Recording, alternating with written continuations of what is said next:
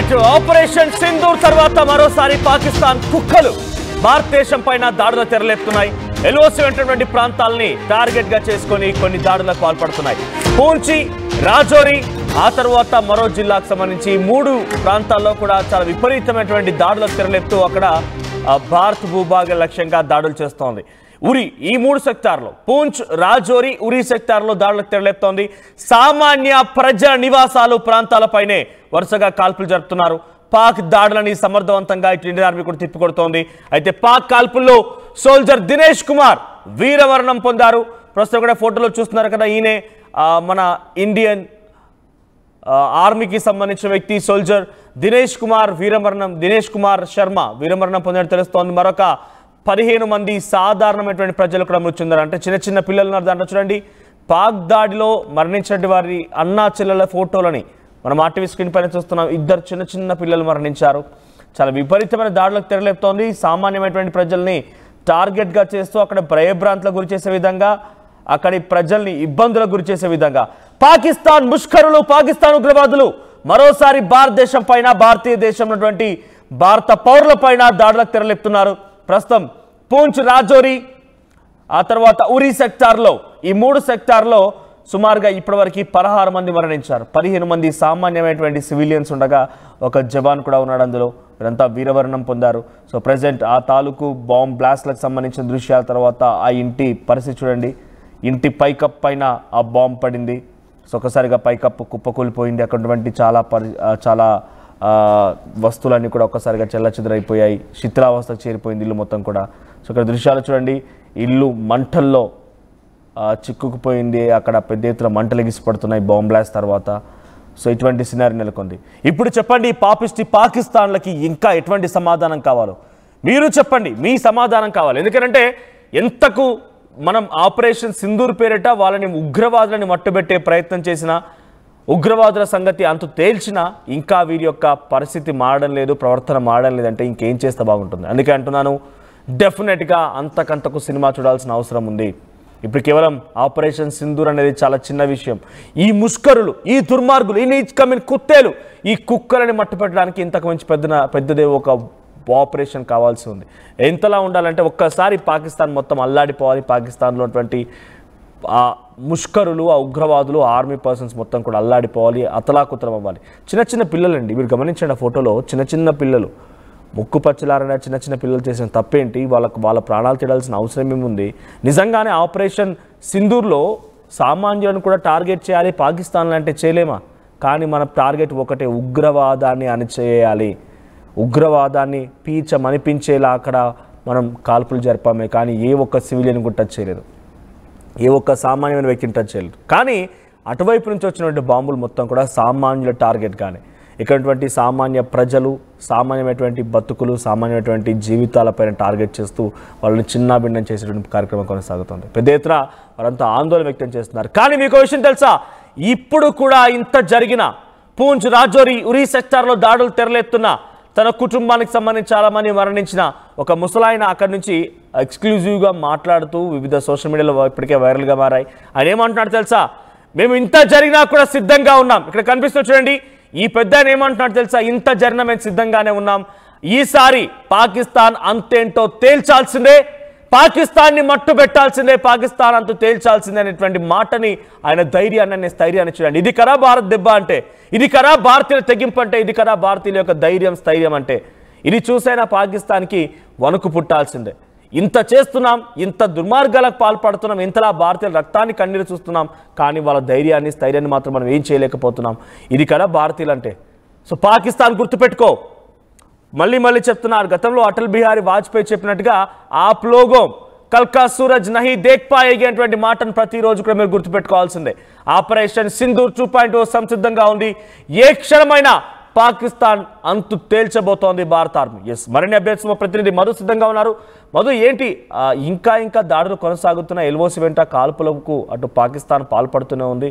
ఈ నేపథ్యంలోనే సుమారుగా 15 మంది సామాన్యులు ఒక వీరమరణం పొందారు. మరోవైపుగా ఒక ఆర్మీ జవాన్ కూడా దీంట్లో మరణించినట్టు తెలుస్తోంది. అప్డేట్స్ ఏంటి? ఇంకా ఈ దాడులు కొనసాగుతున్నాయా? భారత ఆర్మీ ఏం చెప్తోంది? మళ్ళీ అదే కుట్ర బుద్ధి, అదే ప్రయత్నం చేస్తా ఉన్నారు పాకిస్తాన్ కి సంబంధించినటువంటి ఆర్మీ. మన భారత ఆర్మీ ఆపరేషన్ సింధూర్ పేరిట ఉగ్రవాదులపైన బాంబులు వేశారు, ఉగ్రవాదులపైన మిసైల్స్ ప్రయోగించారు. 100 మంది ఉగ్రవాదులు చనిపోయారు. దీనికి మనం చూసాం, మూకుమ్మడిగా ఖననాలు చేస్తా ఉన్నారు ఉగ్రవాదుల శవాలతో. అక్కడ ఉన్నటువంటి ఆర్మీ, ఐఎస్ఐ, అక్కడ ఉన్నటువంటి స్థానికులు, ఇదంతా చాలా స్పష్టంగా కనపడతా ఉంది. మసూద్ అజార్ కూడా ఒక లేఖ విడుదల చేశారు. మా కుటుంబ సభ్యులు చనిపోయారు, అందులో చనిపోయిన దాంట్లో ఉగ్రవాద శిబిరాలని నాశనం చేశారు, మా లష్కరే తోయిబా, ఎల్టీవీ సంబంధించినటువంటి అన్ని మెయిన్ కేంద్రాలన్నీ కూడా కుప్పగూల్చారు, దీనికి ప్రతీకారం దాడి తీసుకుంటామనేటువంటిది వాడు కూడా మోదీకి లేఖ రాశారు. సో ఇదంతా జరుగుతా ఉంది. అంటే చాలా స్పష్టంగా భారత ఆర్మీ ఉగ్రవాద శిబిరాలపైన మాత్రమే దాడి చేశారు. ఉగ్రవాదాలకు సంబంధించినటువంటి మెయిన్ క్యాంపుల్ని టార్గెట్ చేశారు, ఉగ్రవాదుల్ని టార్గెట్ చేశారు. ఎక్కడ సాధారణ ప్రజలపైన చిన్న ఇబ్బంది కలిగే ప్రయత్నం చేయలేదు. చాలా సెలెక్టివ్ గా, చాలా స్పష్టంగా ఉగ్రవాదులపైన దాడి చేస్తే పాకిస్తాన్ దాన్ని తట్టుకోలేనటువంటి సిచ్యువేషన్. అంటే ఉగ్రవాదులకు ఎంత వెన్నుదనగా నిలుస్తా ఉంది, ఎంత కొలాబరేట్ అయ్యి ఉగ్రవాదులతో కలిసి అక్కడ ఉన్నటువంటి పాకిస్తాన్ ప్రభుత్వం ఎంత ముందుకు వెళ్తా ఉంది స్పష్టమైంది. మళ్ళొకసారి దాంట్లో భాగంగానే ఈ బార్డర్ ఏరియాలో మళ్ళీ ఎల్ఓసి వెంట, నియంత్రణ వెంట వీళ్ళంతా మళ్ళీ దాడులు చేసే ప్రయత్నం చేస్తారు. దాంట్లో 15 మంది సాధారణ ప్రజలకు సంబంధించినటువంటి ప్రాణాలు కోల్పోయారు. కుప్వార గాని, ఉరి గాని ఈ ప్రాంతాల్లో మళ్ళీ దాడులు చేసినటువంటి సిచ్యువేషన్. గతంలో జరిగినటువంటి ఘటనలు కూడా ఇదే విధంగా సాధారణ ప్రజలపైన బాంబులు పేల్చడము, పిరికి పంద చర్యలాగా సిగ్గు లేకుండా ఇలాంటి ఏదో అలజడి సృష్టించాలనేటువంటిది. ఇప్పుడు మళ్ళీ ఉగ్రవాదులను మట్టు పెడితే పాకిస్తాన్కి వస్తున్న నొప్పి ఏంటి, పాకిస్తాన్కి వస్తున్నటువంటి కడుపు నొప్పి ఏంటి ఎవరికి అర్థం అవ్వట్లేదు. మళ్ళీ ఈ రోజు సాధారణ ప్రజలను టార్గెట్ గా చేస్తా ఉన్నారు. దీనికి కూడా ఖచ్చితంగా మూల్యం చెల్లించుకుంటుంది పాకిస్తాన్, ఎలాంటి డౌట్ లేదు. ఎందుకంటే ఆపరేషన్ సింధూర్ చాలా సక్సెస్ఫుల్ గా స్టార్ట్ అయింది.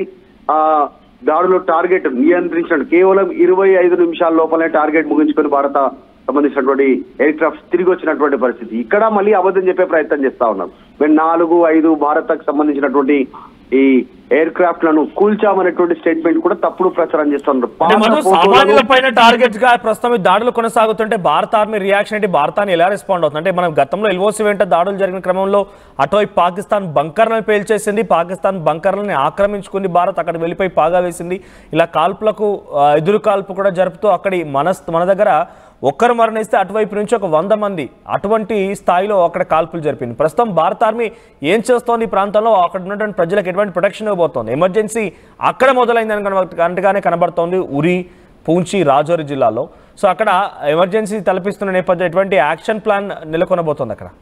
ఇప్పటికీ ఆ ప్రాంతంలో అంతా కూడా బార్డర్ ఏరియాలో వ్యవసాయం పైన ఆధారపడి ఉంటారు. సాధారణంగా మనం చూసాం అనేకసారి విజువల్స్ లో, అక్కడ పేరే పెద్దగా టూరిజం కానీ ఇంకా ఇతరత్ర సంబంధించినటువంటి లేదు, కేవలం వ్యవసాయము, అది కూడా గోధుమలు, ఇంకా జొన్నలు, ఇలాంటి కొన్ని వర్షాధారిత పంటల పైన వీటిపైన కొంచెం వ్యవసాయం చేసుకుంటూ ఉంటారు. అక్కడ కూలీలు వస్తారు, కొంతమంది స్థానికంగా ఉన్నటువంటి చేసుకుంటారు. వారికి భరోసా కల్పించే ప్రయత్నం భారత్ గతంలో చేసింది, యుద్ధ వాతావరణ సందర్భంలో అలర్ట్ చేసింది. కానీ అక్కడ కాల్పులు చేస్తారు అనేటువంటి దానిపైన ప్రజలు ఊహించలేదు. వాళ్ళ పనులు వాళ్ళకుంటే వాళ్ళపైన దాడి చేసినటువంటి పరిస్థితి. దీనికి భారత ఆర్మీ కూడా ధీటుగానే రెస్పాండ్ అయింది. వాళ్ళ కాల్పులకు ధీటుగానే వాళ్ళ ఏదైతే అక్కడ నుంచి వాళ్ళు కాల్పులు చేస్తా ఉన్నారో దానికి అటాక్ చేశారు. ఇక్కడ ప్రజలకు కూడా ధైర్యం చెప్పే ప్రయత్నం చేస్తున్నారు. వాళ్ళని తరలించేటువంటి అవకాశం కూడా ఉంది ఫ్యూచర్ లో. దీనికి కూడా పాకిస్తాన్ ఖచ్చితంగా జవాబు గట్టిగానే ఉంటుంది భారత్ నుంచి, వాళ్ళు చేసినటువంటి ఇలాంటి పిరికి చర్యకి. ఫ్యూచర్ లో అక్కడ ఉన్నటువంటి ఆర్మీ పైన కూడా భారత్ అటాక్ చేసేటువంటి అవకాశం ఉంది. చాలా స్పష్టంగా చెప్పారు, పిక్చర్ అభి బాకీ అనేటువంటి స్టేట్మెంట్ చేస్తా ఉన్నారు. కాబట్టి చాలా పెద్ద ఎత్తున దాడులు ఉండే అవకాశం ఉంది. కావాలని కుట్రపూరితంగా వాళ్ళు ఏ చిన్న చర్య చేసినా దానికి ప్రతిచర్య చాలా స్ట్రాంగ్ గా, అంతకు 10 రెట్లు పెద్ద స్థాయిలో ఉండే పరిస్థితి ఉంది. మనం చూసాం పహల్గాం తర్వాత ఎంత పెద్ద దాడి జరిగిందో. ఇప్పుడు మళ్ళీ ఇలాంటి చిన్న చిన్న కవింపు చర్యలకు ప్రజల పైన ప్రాణాలు తీస్తున్నటువంటి వారు, నిరాయుధులైనటువంటి వారు, వాళ్ళు పనులు చేసుకున్నటువంటి వారి పైన, ఇళ్ల పైన, వాళ్ళందరి పైన దాడి చేస్తా ఉన్నారు. కాబట్టి దీనికి కూడా ఖచ్చితంగా స్ట్రాంగ్ రిప్లై ఉంటుంది భారత్ నుంచి. అక్కడ ఎవరైతే దాడులు చేస్తున్నారో వారిని మట్టుబెట్టే కార్యక్రమం ఉంటుంది. రైట్ మధు. సో ప్రస్తుతం ఎల్ఓసి వెంట పూంచ్, రాజౌరి, ఉరి సెక్టార్లో పాకిస్తాన్ కూడా దాడులకు తెరలేపుతోంది. పాకిస్తాన్ ఆర్మీ బాంబింగ్లకు తెరలేపుతోంది. ప్రస్తుతం ఈ 3 సెక్టార్లో కూడా దాడులు జరుగుతున్నాయి. చాలామంది చిన్నారులు మరణించారు. మన భారతీయులు 15 మంది మరణించారు ఇప్పటివరకు ఈ ఘటనలో. మరొక ఆర్మీ జవాన్ దినేష్ కుమార్ శర్మ కూడా ఈ యొక్క దాడుల్లో మరణించినట్టు తెలుస్తోంది. ఇంకా పాకిస్తాన్ యొక్క ఆగడం లేదు. పాకిస్తాన్ యొక్క దుర్మార్గాలు, పాకిస్తాన్ అవలంబించినటువంటి తీరు మాత్రం మారడం లేదు. సో అంతకంతకీ పాకిస్తాన్ మూల్యం చెల్లించాల్సిందే. మీరు ఇప్పటికీ గమనించారు, మన దగ్గర పహల్గామ్ ఉగ్రదాడి ఘటనలో 26 మంది మరణిస్తే, ఒక నేపాలీ ఆ తర్వాత 25 మంది భారతీయులు మరణిస్తేనే మనము ఒక్కో వ్యక్తికి గాను 8 మందిని అటువైపుగా లేపేశాం. 8 మంది ఉగ్రవాదులని అంతు చూసాం. 200 మంది ఉగ్రవాదులని పీచమనిపించి భారత ప్రభుత్వం గర్వంగా భారతీయుడిగా చెప్పే విధంగా చేసింది. కానీ ఇప్పుడు 15 మంది అంటే అంతకంతకు సమాధానం చెప్పాల్సిందే.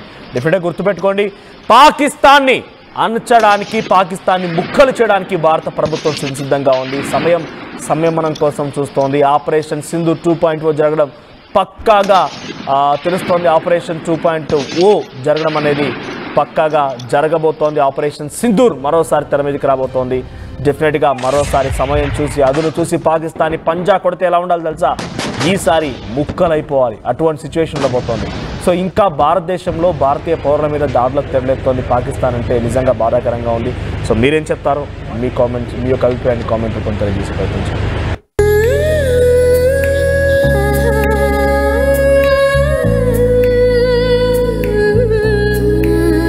Gokulam Signature Jewels.